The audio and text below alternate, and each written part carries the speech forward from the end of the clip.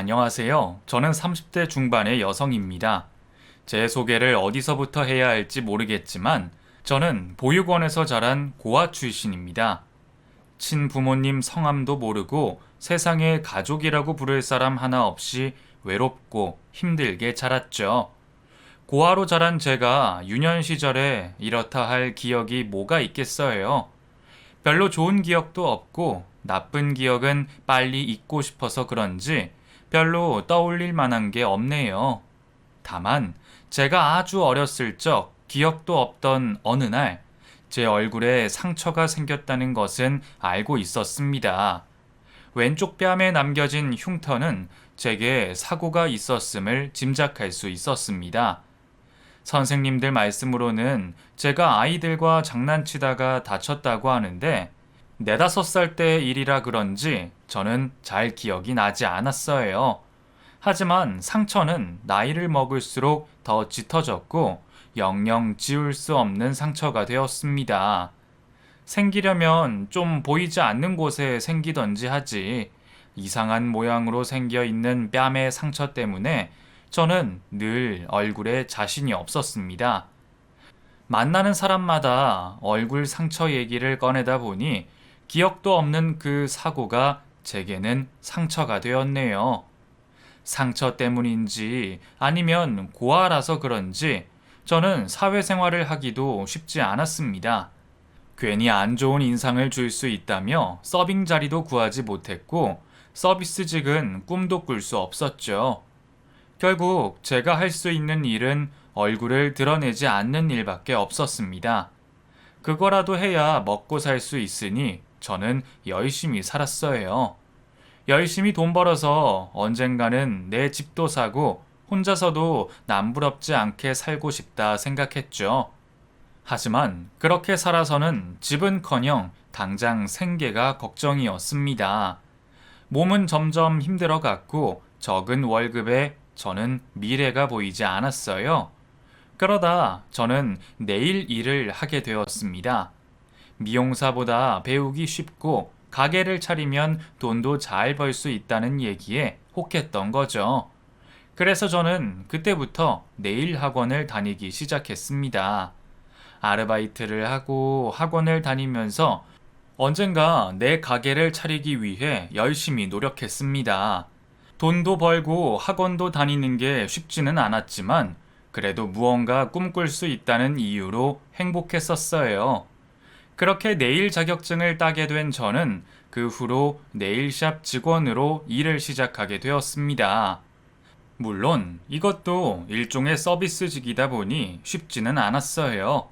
상처 때문에 말을 들을까 걱정했던 저는 컨실러로 최대한 상처를 가리고 다녔습니다.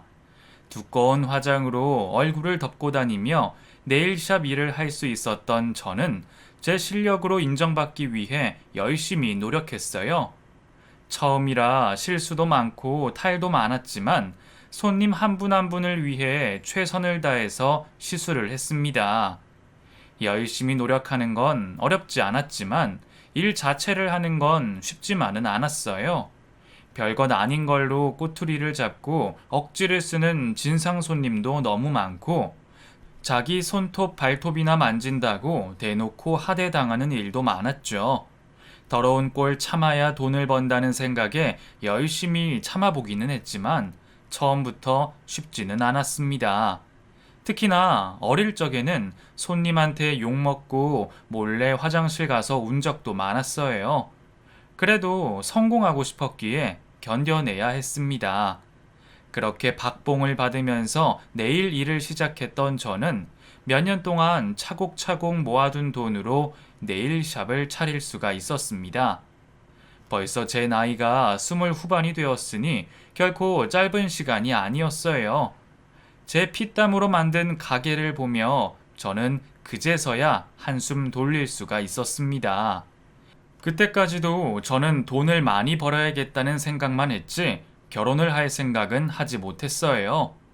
고아인 저를 받아주실 시댁이 있을지, 내 상처를 보고도 사랑해줄 남자가 있을지 두렵기만 했거든요.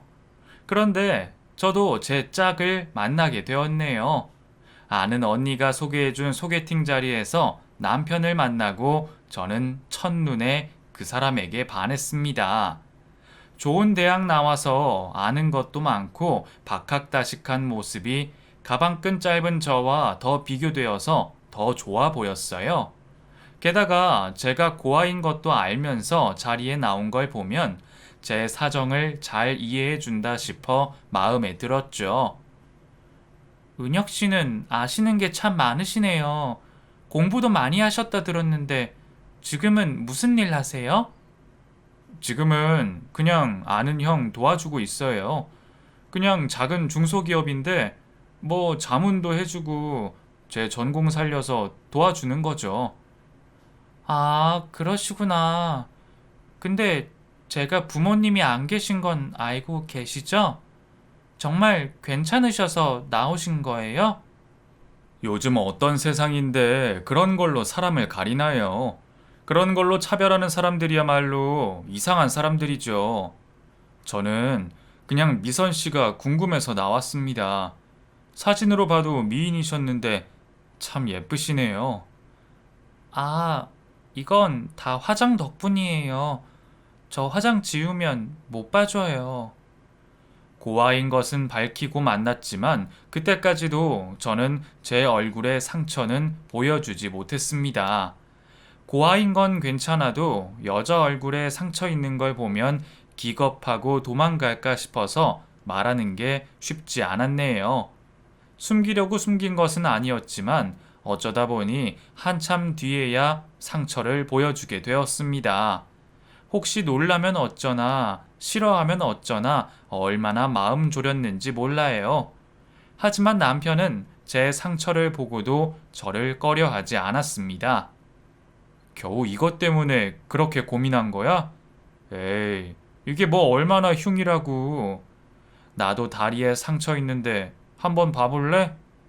옛날에 나뭇가지에 긁혀서 아직도 상처가 있거든. 자기는 정말 아무렇지 않아?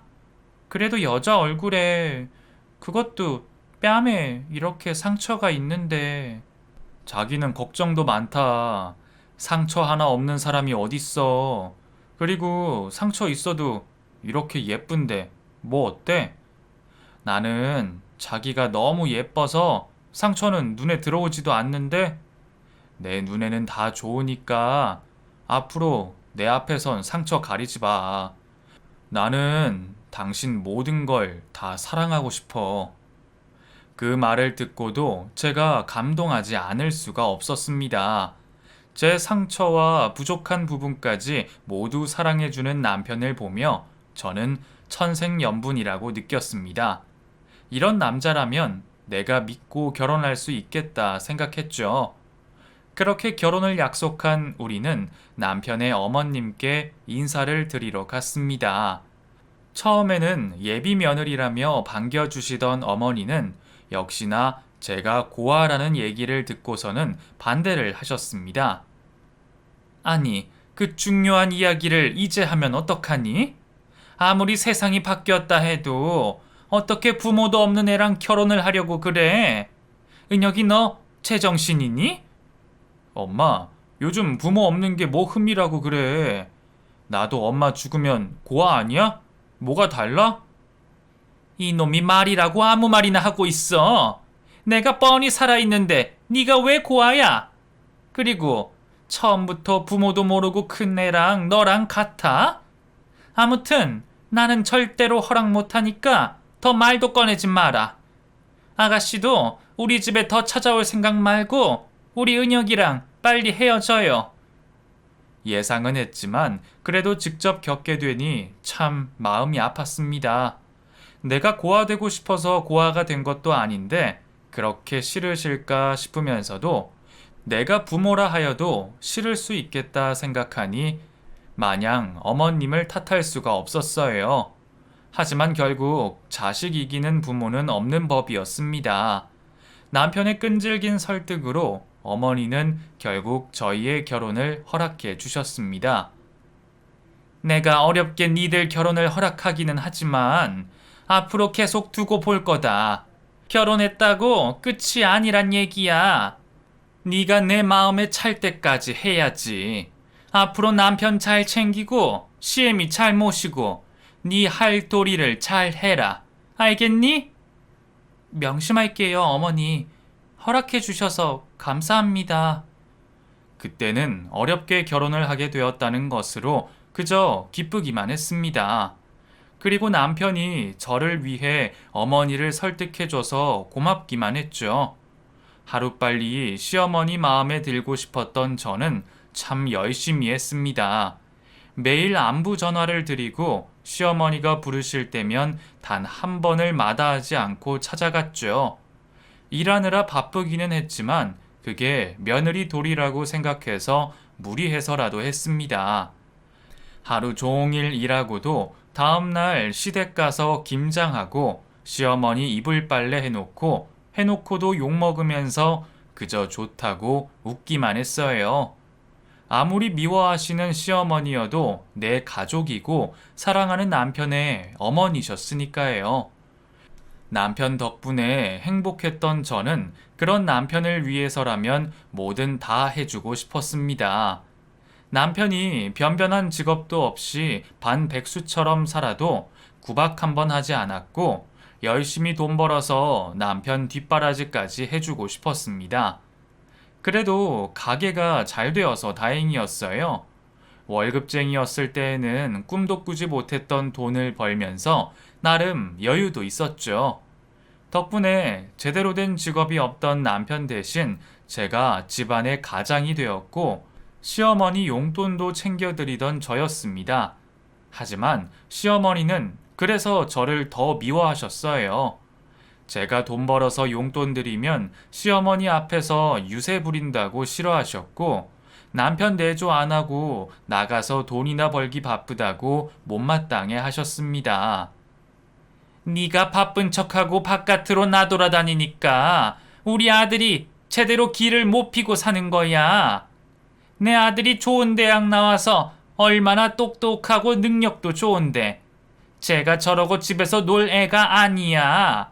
그게 다 네 탓인 줄 알고 미안해해야 해. 알겠니? 그게 왜 제 탓인지는 모르겠지만 그러려니 하고 대꾸도 안 하고 살았죠. 그래도 남편이 저를 챙겨줘서 견딜 수가 있었어요. 엄마, 미선이 구박 좀 그만해. 미선이가 용돈 줄 때는 좋다고 받아가면서 왜 이렇게 구박이야? 신혼 초까지만 하더라도 남편은 시어머니가 저를 타박하실 때면 제 편이 되어 주었고 속상해하는 저를 위로해 주었습니다.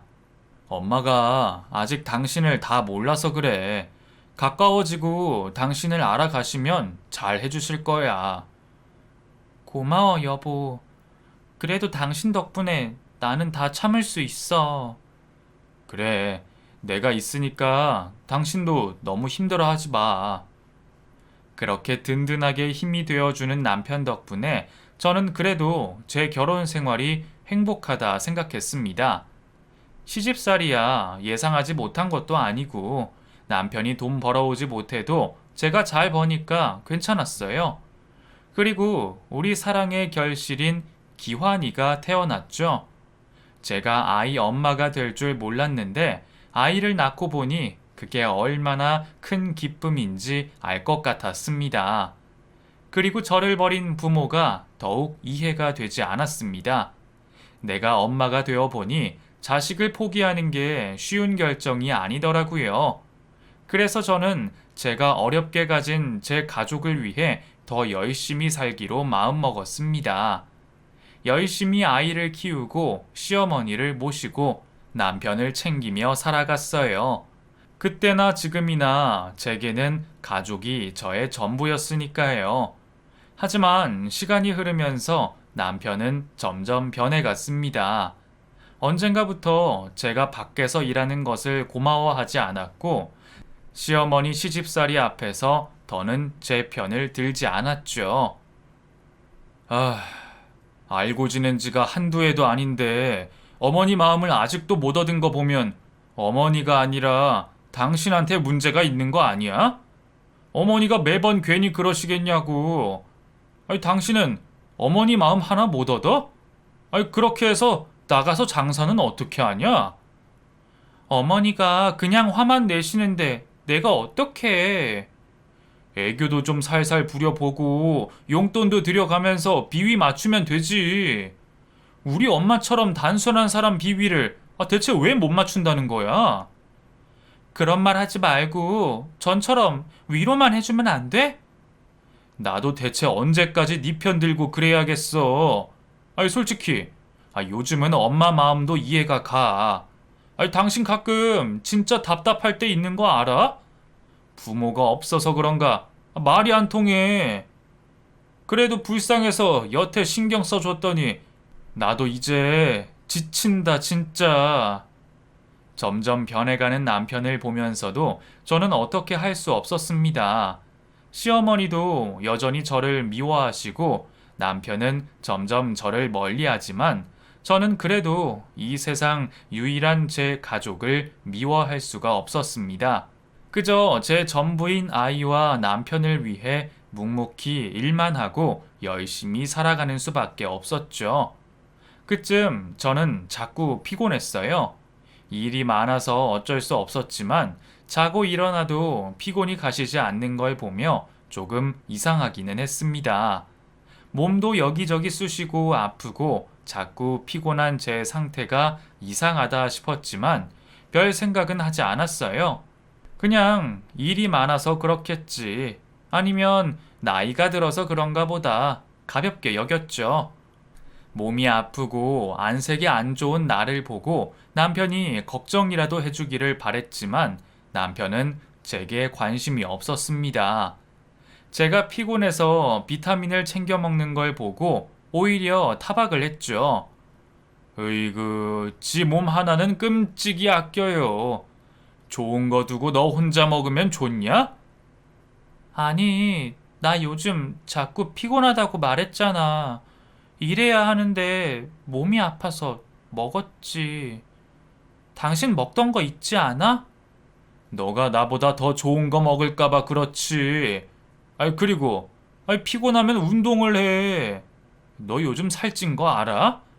그나마 봐줄 만한 건 몸매 그게 전부였는데, 이제는 완전히 아줌마 다 됐네, 정말. 운동할 힘도 없어서. 힘이 없는 게 아니라 너가 게을러서 그러는 거지. 의지가 있어봐. 몸살이 나도 운동을 하러 가지. 그게 아니라 나 정말 몸이 이상해. 당신 나랑 병원 좀 가줘. 사람 귀찮게. 병원 정도는 혼자 좀 다녀. 내가 같이 간다고 당신이 안 아파지는 것도 아닌데. 도대체 왜 그래? 그런 남편 때문에 섭섭했던 저는 결국 내 몸은 내가 챙겨야겠구나 하는 생각에 홀로 병원을 찾았습니다. 몸이 너무 피곤하다는 제 말에 동네 병원에서는 간단한 검사들을 시키더니 갑자기 저더러 큰 병원에 가보라며 진단서를 끊어주셨어요. 선생님, 혹시 큰 병인가요? 아무래도 간 쪽에 이상이 있어 보이는데 여기서는 확실히 모르고요. 의심이 들어서 큰 병원에 가보시면 좋겠습니다. 내 몸에 이상이 있을지도 모른다는 의사 선생님의 얘기에 저는 겁을 먹었습니다. 혼자 병원에 가려니 너무 겁이 났지만 남편에게 얘기를 꺼냈다가 또 무슨 구박을 들을까 싶어서 결국 혼자 병원을 찾아갈 수밖에 없었죠. 대학병원에서 이런저런 검사를 받은 저는 결국 간경화 판정을 받고 말았습니다. 최근 들어서 부쩍 피곤하시고 아프셨을 텐데 모르셨어요. 좀 일찍 오셨으면 이 정도는 아니었을 텐데 안타깝습니다. 지금 상태에서는 버티는 것밖에 할 수 없어요. 치료하시더라도 그 빠른 시일 내에 간 이식을 받으셔야 할 것 같습니다. 이식이요? 그건 바로 받을 수 있는 거예요? 기증은 워낙 대기자도 많고 해서 기대하기 어려우실 거고 보통은 가족분들에게 이식을 많이 받으시죠. 우선 그 가족분들께 알리시고 적합성 검사를 먼저 받으시는 게 좋을 것 같습니다. 빠를수록 환자분 건강에도 무리가 없으니까 빨리 결정하는 게 좋아요. 제가 간 경화라는 얘기도 놀라운데 간 이식까지 필요하다는 말에 저는 할 말이 없었습니다. 다른 방법이 없던 저는 남편에게 곧바로 사실을 알렸습니다. 솔직히 남편이 그래도 제게 간 이식을 해줄 거라 생각했어요. 하지만 남편은 제 부탁을 매몰차게 거절했습니다. 뭐? 간 이식? 아니, 몸 상태를 그 지경으로 만들어 놓고 나더러 간을 떼달라고? 가족한테 받는 게 가장 좋대. 나도 염치 없는 거 알지만 그래도 우리 기환이 생각하면 내가 죽을 수가 없잖아.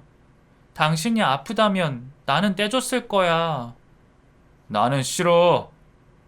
무슨 간 이식이야. 그래. 이렇게 된 거 솔직하게 말할게. 나 다른 여자 있어. 그동안 기환이 때문에 비밀로 하려고 했는데 당신이 간을 떼달라 그러면 나도 당신이랑 같이 못 살아. 이혼하고 다른 사람한테 부탁하던가 당신 알아서 해. 믿었던 남편은 정말 쓰레기였습니다. 제가 간 이식 얘기를 했더니 아픈 제게 자기 외도 사실을 고백했어요. 간 떼어주느니 이혼해서 그 여자랑 살겠다며 제게 이혼을 요구했습니다. 기막힌 그 상황에 저는 어쩔 줄 몰랐습니다. 몸도 아픈 상황에 남편과 오랜 소송을 할 자신도 없었고 이식해주지 않겠다는 남편을 붙잡고 살 수도 없었죠.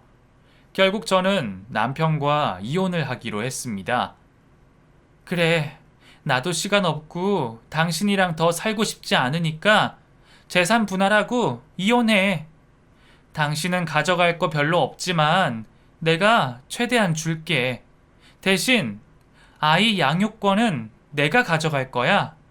나 우리 기환이 당신이랑 그 여자 밑에서 못 키워. 뭐? 말이 되는 소리를 해. 당신이 양육권을 어떻게 가져갈 수 있겠어? 당신 아프잖아. 이식받지 못하면 혼수 상태 오고 죽는다며. 이식 못 받으면 못 버티는 거 아니었어? 그런 몸으로 애를 어떻게 키워? 그건 내가 알아서 할 일이지. 당신은 깔끔하게 이혼이나 해주고 아이만 포기해. 그렇게는 못하지. 기환이 내 애야. 하나뿐인 손자 뺏기면 우리 엄마가 가만히 안 계셔. 아픈 엄마 옆에서 애가 잘 자랄 수나 있겠어? 그러니까 괜한 고집 부리지 말고 당신이 포기해. 아니면 소송까지 가보던가. 결국 저희는 양육권 분쟁까지 가게 되었고 법원에서는 수술이 필요한 제 건강 상태를 들어 남편의 손을 들어주었습니다. 법원에서는 아이를 위한 최선의 방향을 고려한다 하던데 아픈 엄마는 바람난 아빠보다 못한 모양이에요. 결국 저는 건강도 잃고 아이까지 잃으며 인생이 나락으로 떨어지고 말았습니다. 믿었던 남편이 바람나서 이혼하자 했던 것도 기가 막혔고 건강에 문제가 생긴 것도 받아들일 수 없었지만 제 아이를 뺏겼다는 것이 도무지 믿을 수가 없었습니다. 변호사를 찾아가 다시 아이를 데려오고 싶다고 호소해봤지만 변호사도 제 건강 회복이 우선이라며 어쩔 도리가 없다고 말했어요. 그나마 병원 다니고 약 먹어가면서 증상을 늦춰갔지만 간 이식 말고는 방법이 없던 저는 아이를 데려오기 위해서 수술밖에 길이 없었습니다. 하지만 가족도 없는 제가 수술을 받을 수 있는 확률은 너무나 낮을 수밖에 없었습니다. 간 이식 신청을 해놓고 한참 기다려봤지만 결코 제 차례까지 오지 않았어요. 아마 그걸 기다리다가 제가 먼저 죽을 것 같았죠. 병원 다니면서 다른 환자들이 가족 덕분에 수술받게 되었다는 소식을 들을 때면 저는 그 사람들이 너무 부러웠습니다. 나는 결국 가족이 없어서 죽게 되었구나 싶어서 심각한 우울감까지 몰려왔어요. 혼자 텅 빈 집에서 내 아이를 그리워하며 죽을 날만 받아놓은 심정이었습니다. 잠이라도 푹 자면 좋으련만 아무것도 할 수 없는 막막한 내 미래로 인해서 불면증까지 겪게 되었습니다.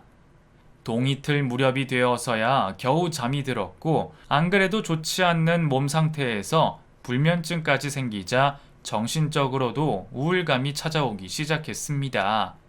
매일 밤 온 방에 불을 끄고 안방에 홀로 앉아 잠을 청하려는 노력도 하지 않은 채 앞으로 펼쳐질 안 좋은 생각들만 하고 있었어요. 아이와 떨어져 고통스럽게 병원에 힘들어할 저를 상상하며 지내곤 했죠. 그 일이 벌어진 날도 그런 날들 중 하루였어요. 화장대에 앉아 제가 얼마나 비극적이고 고통스러운 죽음을 맞이하게 될지 부정적인 상상을 하고 있을 때였습니다. 안방 바깥에서 창이 흔들리는 소리와 함께 사람의 인기척이 들렸어요. 도둑 같았습니다. 처음에는 그 기척에 놀라 경찰을 부르러 휴대폰을 열어 경찰에 신고하려 112까지 눌렀지만 이내 핸드폰을 덮고 신고하지 않았어요. 겁을 내야 하는 것이 당연했는데 그때는 이 빌어먹을 세상이 편안하게 있을 나만의 시간마저 주지 않는구나 라며 모든 걸 자포자기하는 마음이 들었습니다. 턱없이 부족한 기증자로 언제가 될지 모르는 간이식 수술이란 희망에 매달려 비참하게 죽을 바에 타인의 손에 사고로 죽는 게 낫겠다 싶었어요. 저는 방문을 열고 사람이 있는 줄도 모르고 거실을 뒤지고 있는 그 강도에게 다가갔습니다. 여기 돈 될 만한 것들 다 가져가요. 가져가도 상관없으니 나 죽이고 도망가라고요. 뭐야? 당신 뭐야? 제발 원하는 대로 하게 해줄 테니 나 좀 더는 이 힘든 세상에서 나갈 수 있게 해달라고요. 당신 미쳤어? 아이, 조용히 해. 나 사람 죽이는 사람 아니야. 가만히 있으면 돈 될 만한 것들만 가지고 나갈 테니까 그냥 가만히 있으라고. 강도는 난데없이 스스로를 죽여달라고 하는 저를 보고 당황한 듯 보였습니다. 오히려 자신에게 다가오는 저를 밀어내려고 칼을 꺼내 들었고 위협을 했지만 저를 피해 도망 다니고 있었습니다. 제발 날 찌르고 가방이든 보석이든 돈 될 만한 것들 가져가고 싶은 만큼 가져가라고요. 그만큼의 돈 필요 없어. 필요한 돈만 가지고 갈 테니까 가만히 좀 있으라고. 그리고 엄한 사람 살인자로 만들지 말고 죽고 싶으면 당신 손으로 죽어. 당신 내가 얼굴 확인하고 신고하면 안 잡힐 것 같아? 나 불 켜서 당신 얼굴 확인할 거야. 그럼 당신 돈 몇 푼 훔치려다 얻은 것도 없이 교도소나 들어간다고. 지금 생각해보면 참 코미디 같은 상황이었네요. 하지만 그 당시 저는 정말 간절했습니다. 제 스스로 삶을 끝낼 용기는 없었고 누군가가 대신 해주었으면 싶었으니까요. 그렇게 저는 강도를 자극하기 위해 불을 켰습니다. 한눈에 강도의 얼굴이 들어왔어요. 얼굴을 보자 왜 그렇게 강도짓을 하는 사람이 어설펐는지 알 것만도 같았습니다. 강도짓은커녕 거짓말도 못할 것 같이 선하게 생긴 얼굴을 한 모습이었거든요. 그런데 불이 켜지고 난 뒤 강도의 행동이 더 놀라웠습니다. 공격적으로 저를 위협하거나 밖으로 도망갈 거라는 예상과 달리 제 얼굴을 보곤 얼이 빠져 있었어요. 미세한 움직임이었지만 강도의 눈동자가 제 얼굴에서 왼쪽 뺨에 있는 흉터로 옮겨가는 것을 보았죠. 아니, 보래. 무슨 일인지 제대로 말을 못하는 강도를 보고 저는 이러다 원하는 말을 못 이룰 것 같아 강도를 더욱 자극하기로 했습니다. 저는 휴대폰을 들고 강도의 사진을 찍으려고 했어요. 당신, 내가 사진까지 찍을 거고 신고할 거야. 그러니까 어서 내가 원하는 대로 해달라고. 그제서야 정신을 차린 도둑은 사진을 찍으려는 저를 밀어내고 몇 가지 물건을 챙겨 자신의 뒤편에 있던 창문을 넘어 도망을 갔습니다. 강도가 도망을 가고 난 뒤 저는 그 자리에 털썩 주저앉고 말았습니다. 놀란 감정보다는 앞으로 있을 감당하기 힘든 생활들 때문이었습니다. 간경화 판정 후 남편의 외도와 이혼 요구, 거기다 투병 생활 중 집에 도둑까지 들다니, 그 다음 또 어떤 고통이 기다리고 있을지 그걸 걱정하는 제 자신이 너무 서글펐고 누구 하나 위로해줄 사람 없는 제 모습이 너무 불쌍했습니다. 그날은 그렇게 거실 한편에 울다 지쳐 잠이 들었어요. 한밤중 난리 덕분인지 불편한 잠자리에서도 늦잠을 자고 있던 저는 초인종 소리에 잠을 깼어요. 안녕하십니까? 저 그 경찰서의 이기형 형사라고 합니다. 김미선 씨 맞으신가요? 다름이 아니라 그 어제 새벽에 주민분 신고로 강도를 잡았는데 그 이 집에서 나오는 걸 목격하셨다고 해서요. 혹시 피해 입으신 건 없으신가요? 네? 아니요. 없어요. 이런 일에 엮여 경찰서를 왔다 갔다 하기도 싫었고 피해를 입은 물건도 없었기에 저는 이 상황을 아무런 일 없었던 것처럼 넘기려고 했습니다. 아이, 근데 그 잡힌 범인이 계속 이상한 주장을 하고 있어서요. 그 정신이 이상한 것 같지는 않은데, 거기다 김미선 씨는 없어진 물건이 없다고 하시는데 강도가 훔친 물건들 중에 김미선 씨 이름이 적혀 있는 보증서와 물건들도 있어서요. 왜 이러시는지 모르겠지만 아무런 연관이 없어 보이지는 않아서요. 거기다 이와 별개로 그 목격한 주민분 증언도 그렇고 CCTV에서도 이 집에서 나오는 모습이 보여서요. 죄송하지만 같이 서로 가주시겠어요? 네? 왜죠? 부인하시지만 김미선 씨 물건으로 추정되는 것들이 있으니 확인도 해보시고요. 기분 나쁘게 생각하지 마시고요. 저희 입장에서는 혹시나 범인과 연루가 되어 있진 않나 확인이 필요합니다. 그리고 아까도 말했듯이 범인이 계속 이상한 주장을 하는데 확인이나 해보시죠.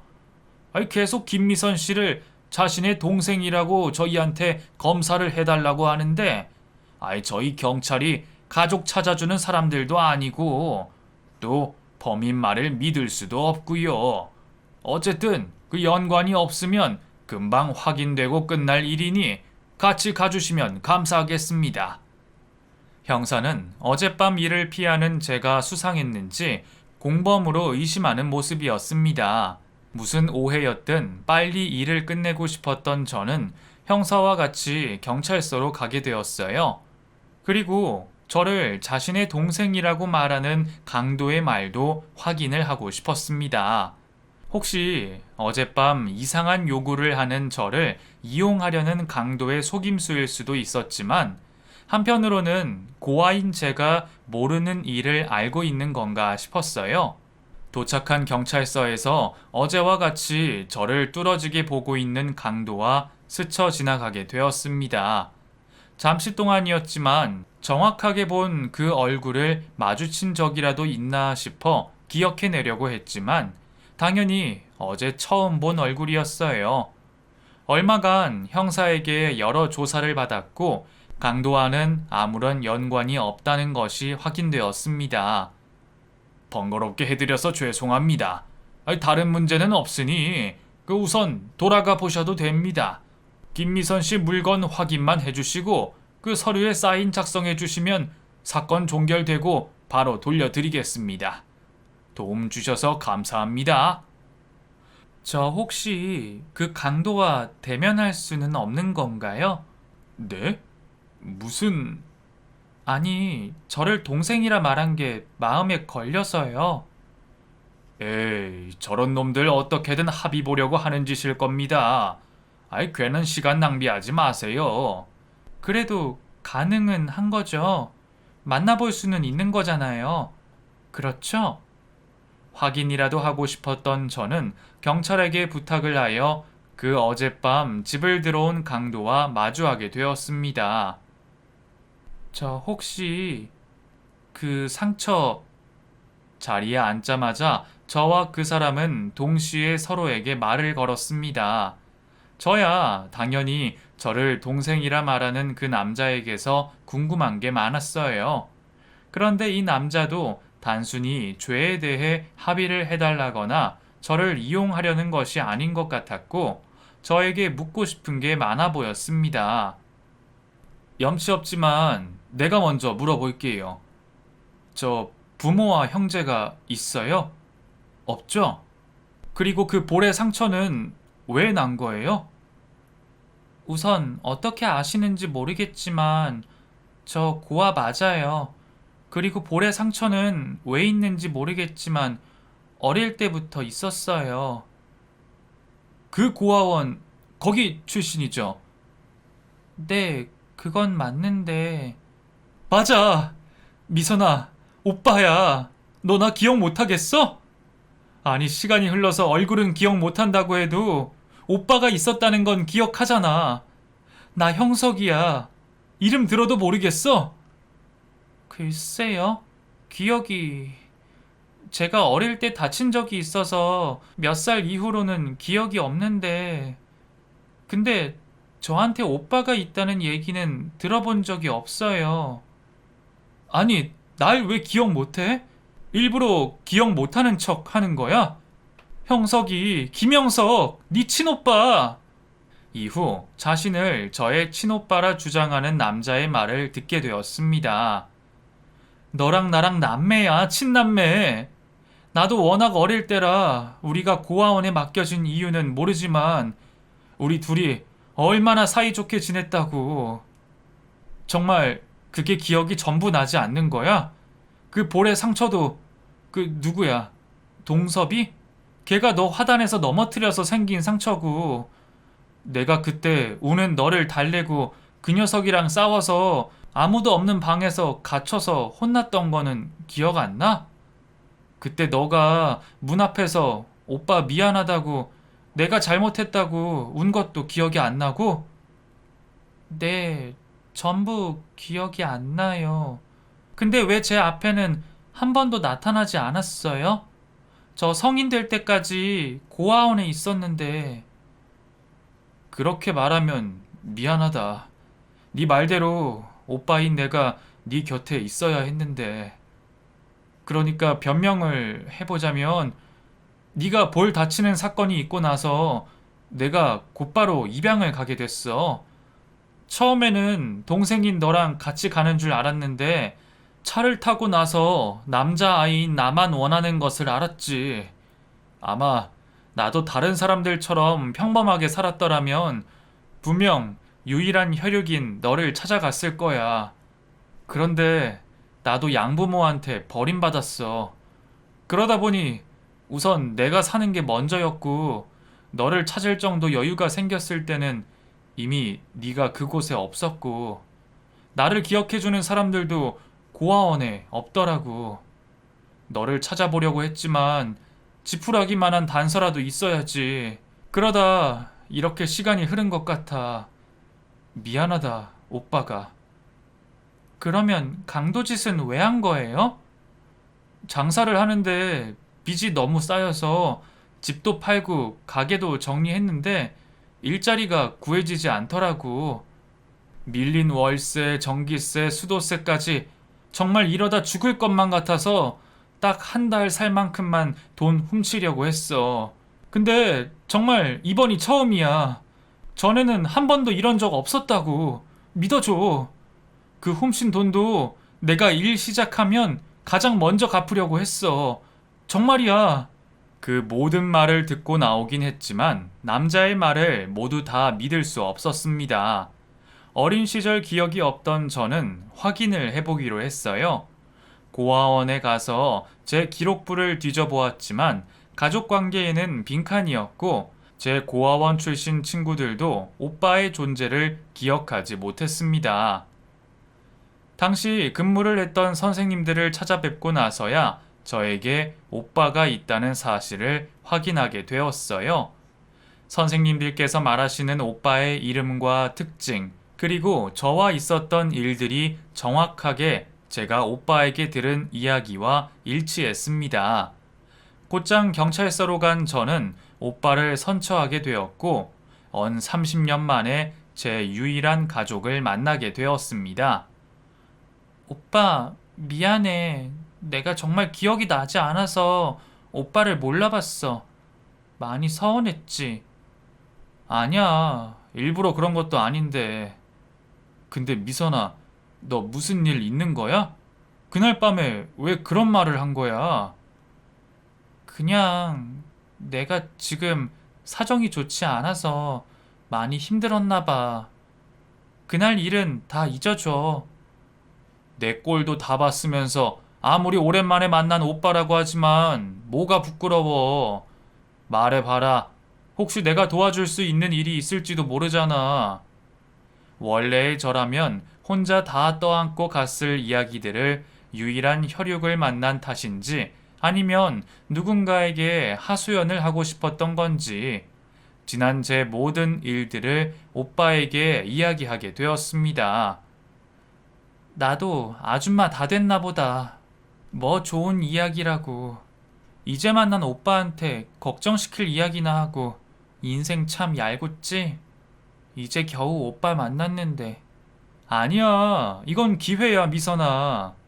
너 내가 오빠라는 걸 확인했으면 같이 먼저 병원을 가자고 해야지. 검사는 아무 때나 가능한 거야? 가능하면 지금 빨리 가보자. 그게 무슨 말이야? 너랑 나랑 남매잖아. 그러면 이식할 확률 높은 거 아니야?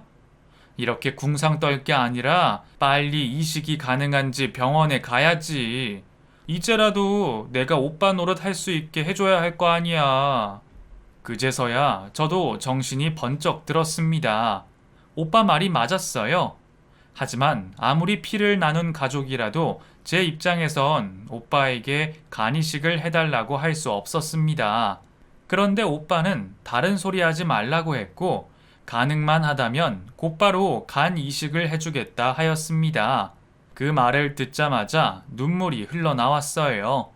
우선 선뜻 자신의 간을 기증해주겠다는 오빠에게 너무 고마웠고 가장 힘든 시기인 지금 저에게 이러한 행운이 벌어진 것에 대해 너무 감사했습니다. 당장에 병원을 갈 수가 없어 우선은 오빠를 데리고 집으로 가게 되었어요. 그리고 검사를 받기 전 오빠와 한 집에서 지내며 서로의 지난 세월들을 이야기를 나누며 지냈습니다. 오빠의 이야기를 듣다 보니 언뜻 과거의 기억이 되살아나기도 했어요. 정확하진 않았지만 오빠가 말해주는 상황의 장면들이 부분적으로 기억이 나게 되었죠. 별 이야기 아닌 우리 남매의 대화였지만 저에게는 그 어느 시간보다 소중하고 즐거운 나날이었습니다. 긴장된 마음으로 검사를 받게 되었고 건강했던 오빠 덕분에 간이식이 가능하다는 말을 듣게 되었습니다. 오빠 덕분에 제 인생과 아이를 되찾을 수 있게 되었고 삶을 이어나갈 수 있었어요. 그렇게 이식 수술을 하게 되었고 아무런 문제 없이 성공적으로 수술을 마쳤습니다. 수술을 받고 난 뒤에도 전 처음으로 오빠로 인해 가족의 따뜻한 정을 느낄 수 있었어요.